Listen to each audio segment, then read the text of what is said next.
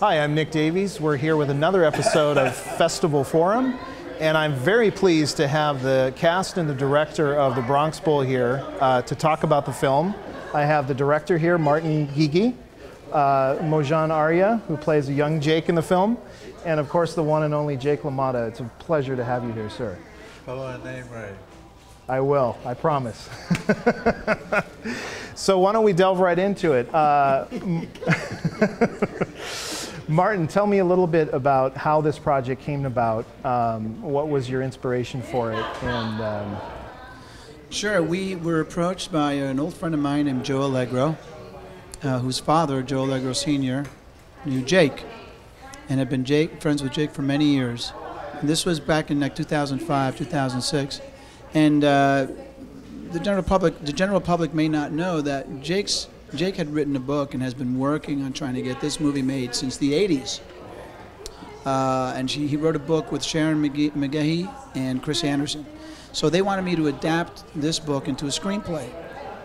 The guys that called me, Joe Allegro and his dad. I had gone to film school with Joe Allegro Jr.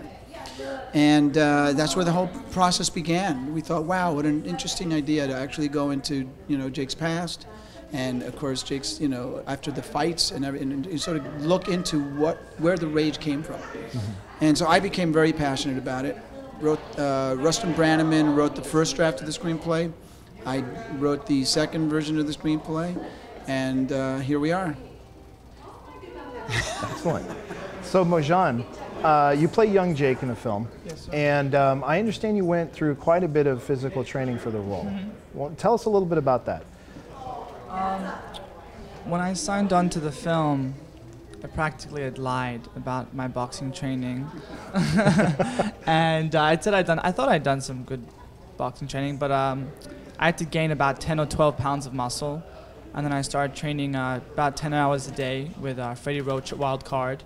I got to, hang out with Manny Pacquiao and Eric Brown and New York boxing trainer Steve Fleming, and I did rounds with world champion boxers. I had a couple fights, a couple of actually sanctioned amateur fights, and I sparred maybe 500 rounds, and I gained a whole bunch of muscle. So yeah, and he still knocked me out last night at dinner with the left hook.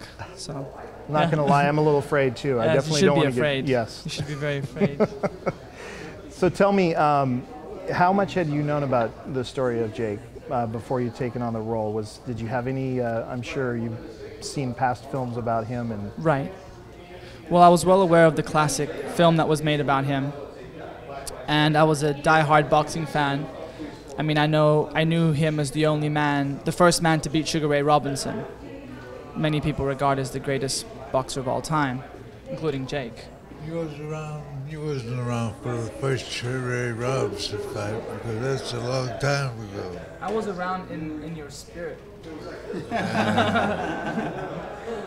Jake, were you happy with Mojan's performance in the film? I'm completely satisfied because everything's going along great. I have no problem. Anybody bothers you, let me know, and I'll call Mike Tyson. Right. So there you go. Excellent. So Martin, you have a background in music, I heard, and I wanted to talk a little bit about that because you studied music and film. Is that correct in school? I did, yeah. I grew up in a musical family, and my dad being a conductor, so I kind of had no choice. Uh-huh. It's a curse in the gene, in a good way. So, can you talk a little bit about how that translates into film for you? What, if anything, how does that help your artistic process in directing and editing and things like that? Well, music tells a story. Every song tells a story. Every symphony tells a story. It has an arc, has a beginning, middle, and end. As do the lyrics tell a story. And the ultimate success of any art form is in the emotion of how that story is told. So in filmmaking, it's very similar. There's a 3-arc story, and the lyrics are the script, mm-hmm. and ultimately the actors bring their emotion to the lens. And so it's the translation of emotion was my approach as a going from music to film as a director.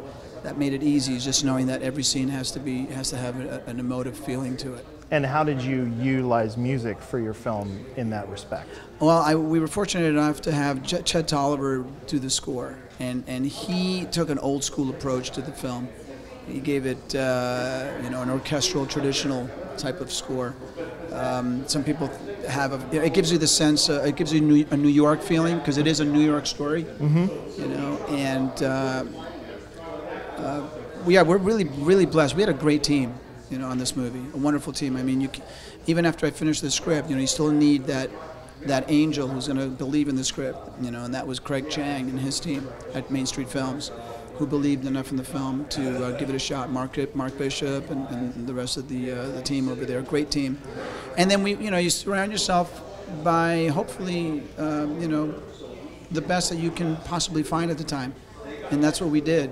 We found a great cast and a great team behind the camera too. As a director, you're only as good as everybody else. I know how to stay out of the way as a director. Let everybody do their thing. What was it like working with Mojan?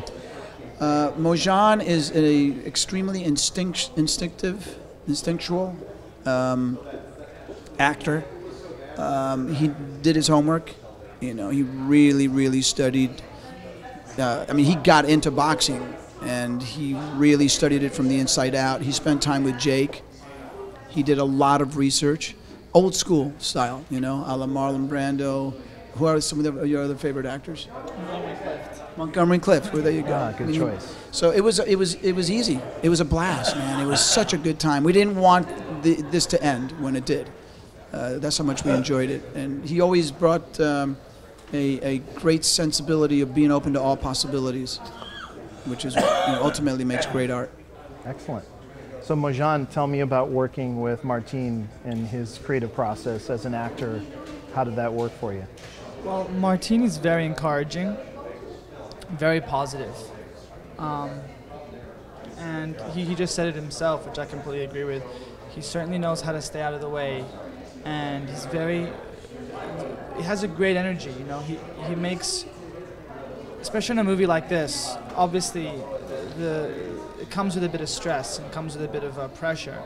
And Martin was just always smiling and happy and full of life and love, which it makes you want to bat for a director like that. It makes you want to do your best, because you feel like you got someone who loves you. Excellent. Tell me a little bit about this particular. I love you. Oh, no, sorry. No, that's sorry. Okay. I love you, and you. We like love here at the festival. We're big on love. Tell me a little bit about this particular story with Jake, because I know I've heard there's different stories, different periods of his life, and this film in particular focuses on a particular part of his life. So could you elaborate a little bit more? Absolutely. On that? The film focuses on the genesis of Jake's career, like where his boxing was really born. We visit with his family in the Bronx in the 1930s, and we learn the effect that his childhood had on Jake as a person and as a boxer and as a human being. We spent time in the 1930s in the Bronx. We get to know who his father was. Spent time learning how to box and how that happens. I don't want to give it away. It's a compelling, powerful childhood that Jake had, and he had to overcome adversity at a very young age, where most people would have given up. He never gave up, which is really the theme of this story. It's the triumph of never giving up against all odds. We sort of skip his career, and then the movie, not unlike the book, it reflects the book, which is we spent time at the Senate Judiciary hearings with Jake, and when he was being investigated, and then we jump right into after his fights and his relationships and his relationship with his daughter, redemption with his father, all the conflicts that he sort of resolved. It's the taming of the bull and finding inner peace. And so we spent a lot of time with his relationships with some characters in New York that he had to deal with. again, you know, he never really, he always paved his own road. And we're so blessed and honored, and it's been such a, you know, you've been so gracious, Jake, to allow us to tell your story. When I first met with Jake. You are gracious. You're gracious. I just wanted to know that. Okay, go ahead. And again, you know, to have Jake on the set working with us and to have his presence elevated everybody's game. And his story is continuing. I mean, he's here to see a second film about his life, which is miraculous. It's amazing. You know, Jake's story is amazing. There's probably a third film, right? Do you want to do a third film, Jake? One of my third film. Do you want to do a third one, Jake? Where? Do one about you in the future. In the future. Look, you can go more beyond two. Two's enough. Two's enough. That's the enough? theme of this show. Two's enough. 2 is enough. You heard it here Yeah. first, folks. Two's enough. Absolutely. So Marjan, you got to work with Jake, got to know him. Give me your impressions of him. I will honestly say that I have never read or seen or met anyone who has more will. And when Martin said that the theme of this film was never giving up, I mean, we're talking about a guy who, I mean, I feel uncomfortable speaking about this in front of Jake, but about a guy who grew up in the Depression, who had thousands of street fights, you know, before he was ever pro, who grew up with a very difficult father, who, I mean, this is a man who he could have set his mind to become anything if he wanted to.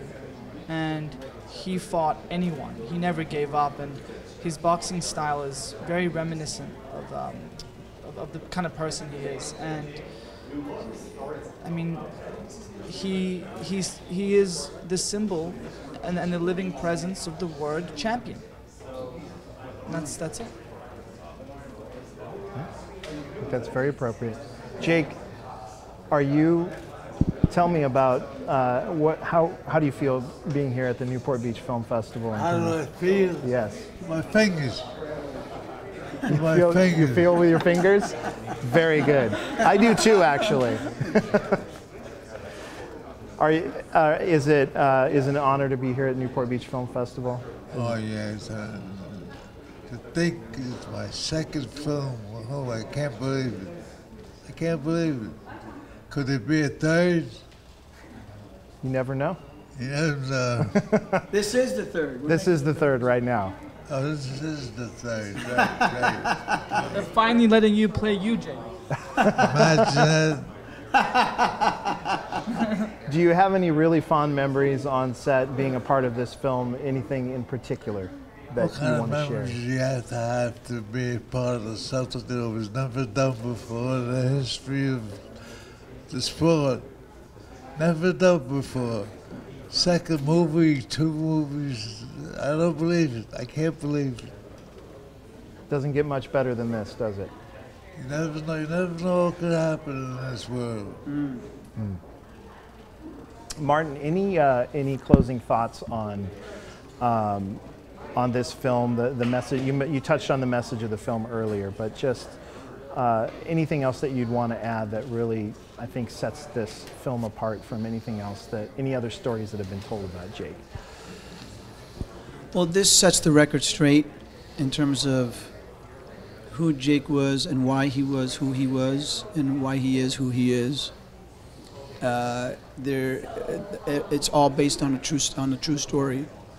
There is no creative license, and that was the goal, was to make an honest film. And we believe we made an honest film and told the truth about who Jake LaMotta is, who he was and who he is.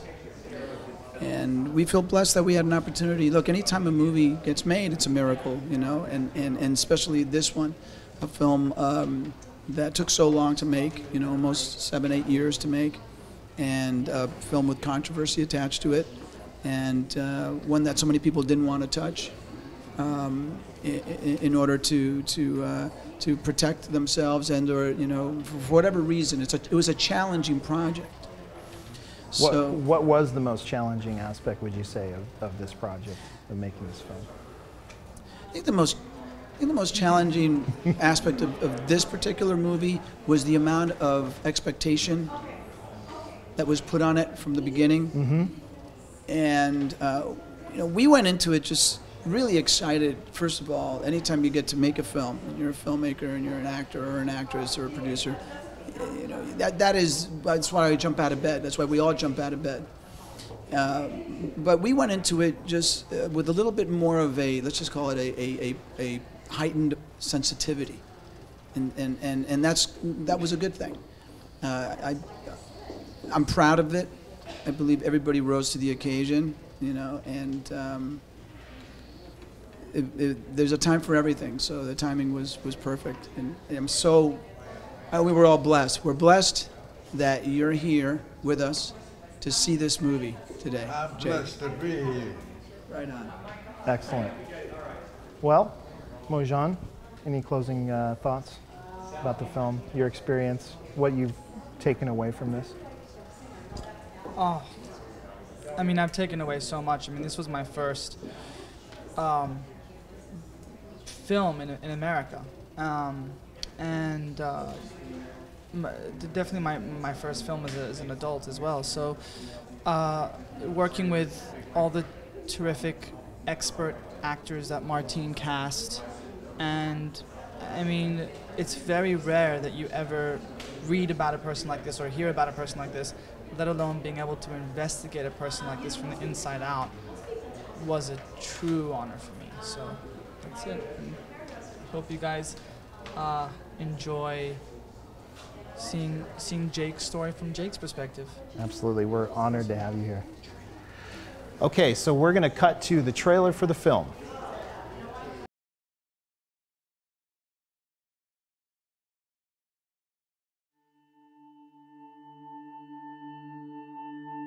You hit him first, and you hit him harder.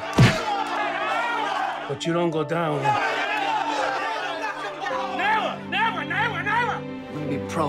What, you wanna sit in there and get your face pounded out and pro? Are you kidding me? It's a sucker's game, Jake. You killed him. I look at you. You know what I see? A worthless life. You're gonna fight all these boys and the guards till they kill you? Have you ever thought about putting on the gloves and learning how to really fight? Boxing. I could teach you everything I know, boy. Now I'm gonna teach you how to really throw that left. Anyway, keep the challenger off balance. Jake is also number 70. It's definitely a lot of night.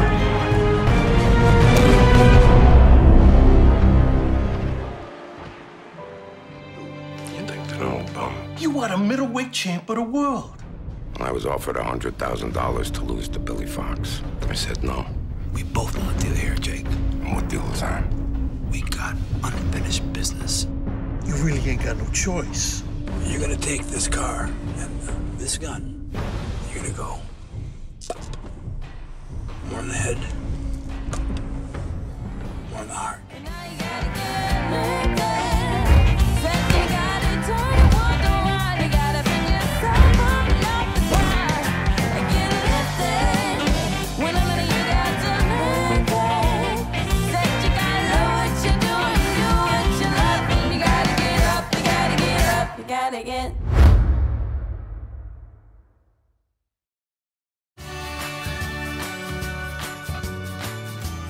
I'm Tom Sizemore, and I'm in the movie The Bronx Bull, and I'm having a lovely time here at the Newport Beach Film Festival. Thank you. I'd like to thank the director, the cast, and Jake LaMotta for being here for Bronx Bull. It's a pleasure having you here. Thank you so much. Jake, it's truly an honor to meet a legend. It really is. Thank you. Thank you. You make me feel very happy. I can't understand how I could do something like this. I never dreamed about it. I think they've had 2 pictures made of you in one lifetime. God bless you, God bless everybody that's involved with the movie, and thank you very much for inviting me. 92 years old, 92. It's incredible. Thanks so much, and here's what you missed today at the festival.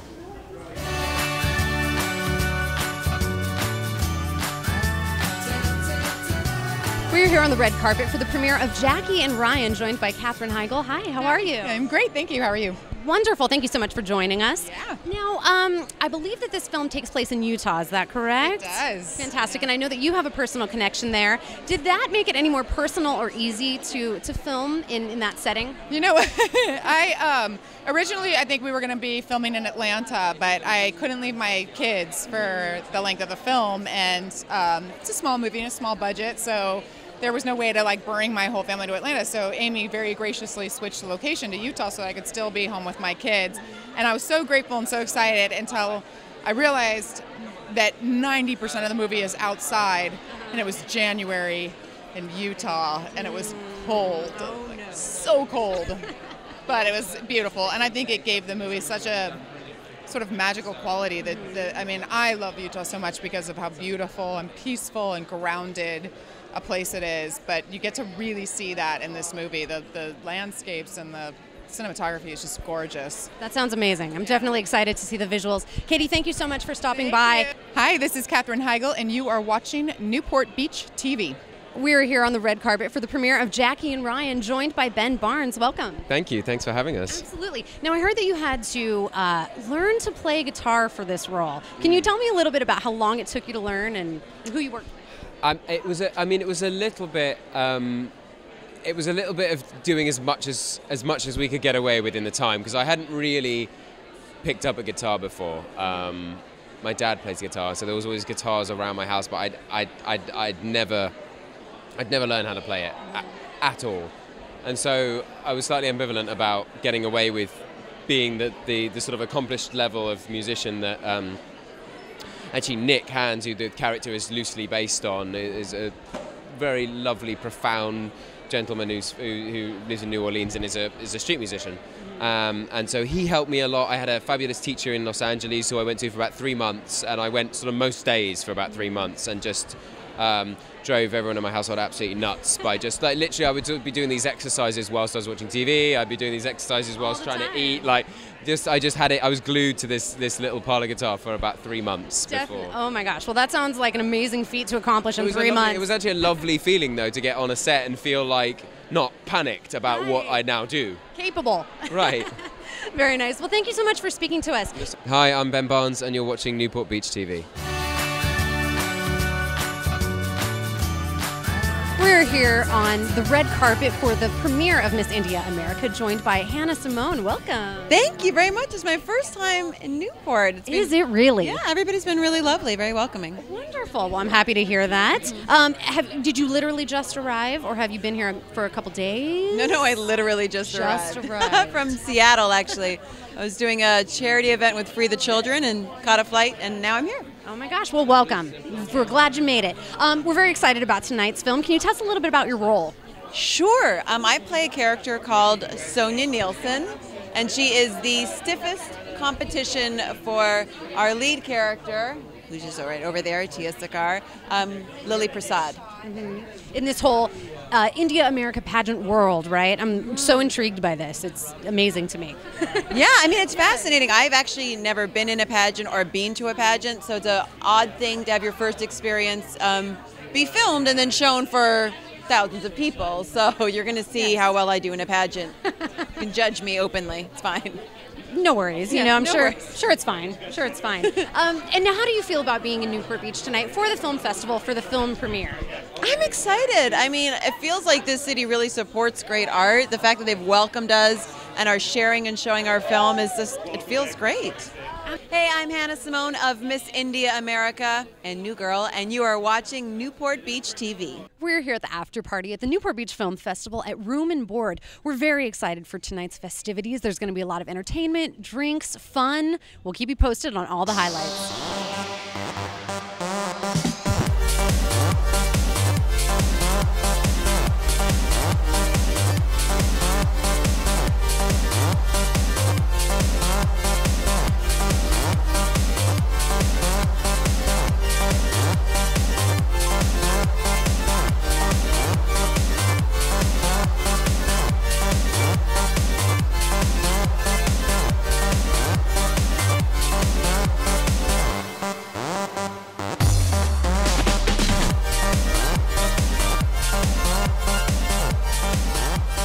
what a knockout interview. That was so exciting. I can't believe I actually got to shake Jake LaMotta's hand. Thank you so much for joining us today. It's been an amazing program. We invite you to come back frequently, check out all the updates on the parties and the festivities that are happening this week at the film festival. We'd like to thank our sponsor, Visit Newport Beach, for the show. And I'm your host, Nick Davies, and I'll see you next time.